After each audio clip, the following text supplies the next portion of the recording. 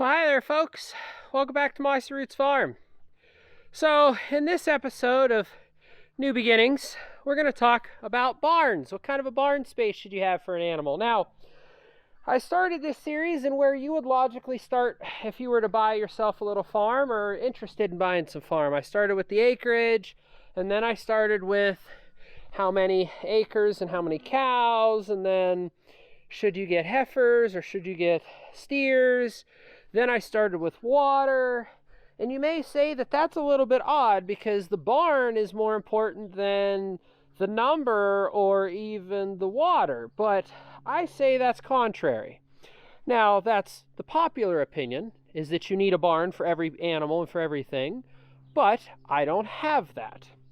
So before we get into that, let's just talk about barns for a little bit. So this barn here, let me back up so you can get a better view, is a 50 by 50. It was built in the 70s. This part was built 1970. I don't know when this addition was added, but that was definitely later. So it's a 50 by 50 right now, and it's definitely leaning. Yes, everything looks leaning because that semi-truck trailer is leaning, but trust me, the barn is also leaning, so it needs replaced. But do you need something that's a big monster 50 by 50? No, you do not. So I'm going to take you over here to my oil room where I do some oil collection stuff. Don't know if that panel fell down or not. But this room in here, I'll show you, it is a bit of a mess right now. This room would be able to house 2 to 4 cows extremely comfortably. You could see I've got 2 IBC totes, which what are those? Maybe 3.5, 4 feet? 4 feet long, let's just say, so there's at least 8 foot there. And then you've got, another 8, 10 feet this way. So, I mean, this room is probably 10 or 12 feet by 8 or 10 feet, So, that's a decent size for a little bitty barn.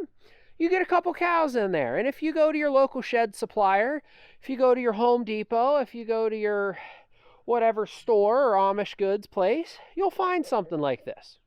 So, this could be a starting barn for you. Now, you don't have to go with something that small, and you don't have to go with something this big.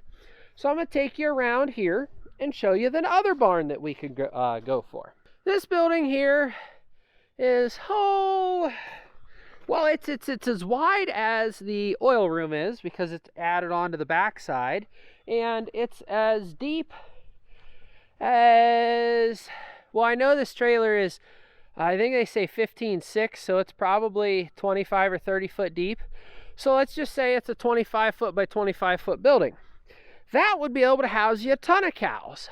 Now, yes, technically this is redneck rigging right here because it's a carport on top of 4-foot pony walls.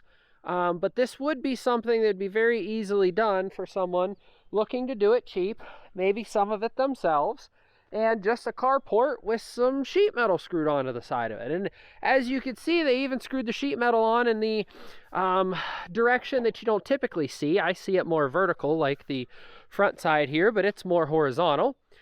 So because it was so long, they didn't want to have 15,000 sheets. Plus, to get let me pull the camera up, to get the radiuses up here, you have to have it the other direction because you can't get that to bend correctly. So there's you a good medium-sized barn. Now, all of which would be perfect for a couple cows all the way up to 30 or 40 cows, because realistically, you do not need a shelter for the cows. Now, I will say that is contrary to some of the things I will tell you, but that's only because of how our operation works. So we'll come in here. So you guys have seen the inside of the barn before. You see that we've got the 4 baby girls in here. They're eating themselves some hay right now that I gave them, and I spread out some hay that they were leaving behind there and spread it out through the whole pen.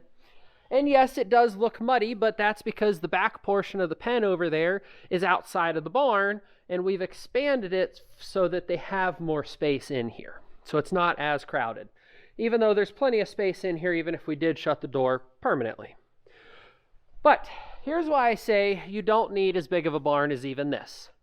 I don't need to keep these girls in here. I can keep a single bull in here. If I did not plan on selling 3 of the 4 girls and I did not plan on training them to be friendly and halter broken, I would not need a barn pen. They don't need to be in here. Our bull could be in here not breeding Little Miss Red Thing and not breeding our one black mama at an inappropriate time so that she has winter babies. We could keep our bully bull in here. If you guys saw that, that is why they have no hay, because they pull it out of the feeder, because I need to redesign it and do something totally different with it. But that'll be in an upcoming video. So, back to what I said about you do not need a barn. During the summertime, the cows outside do not see the barn at all.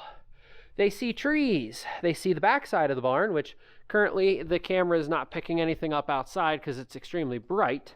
That's a shame. But that is what happens is that these guys don't need to live in a barn. They don't need to stay in a barn. And neither do the big cows. Alrighty, so I was saying big cows don't need a barn. And what I mean by that is I've had these guys for some of them 5 years, some of them a little more, a little less, just depends on exactly who we're discussing and when we bought them. But they do not have a barn 11 months out of the year. And since we've been keeping babies in the barn, it's been even less than that. So what they do is they live outside. They sleep in the leftovers from the round bales, which we'll go look at here in a minute. And honestly, there's too much in there for me to move the rings now. Little Mr. Red Magic here sleeps on the wrong side of the fence where he's not supposed to be. And he loves every second of it. But these guys have been outside when it's minus 20 and blowing like crazy. These guys have been outside when it's 95 and sunny like crazy. Not a single one of them has died. Not a single one of them has ever come close to dying. And these jerseys, for being exactly what they are, a grass-fed jersey, looks really good. So yes, you may see, wow, we are sassy today. Yes, you may see some indentations up in his ribs and hips. You may see his hip bones, his pins, I do believe they're called. But that is because it's a jersey, it's a milk breed, and they're never going to be a beef breed like these beef cows. This is our 1.5-year-old steer, almost 2-year-old steer, Remy. You can't see his hip bones. You can't see any indents on him. But you can see his nose, and you can see that he loves eating me.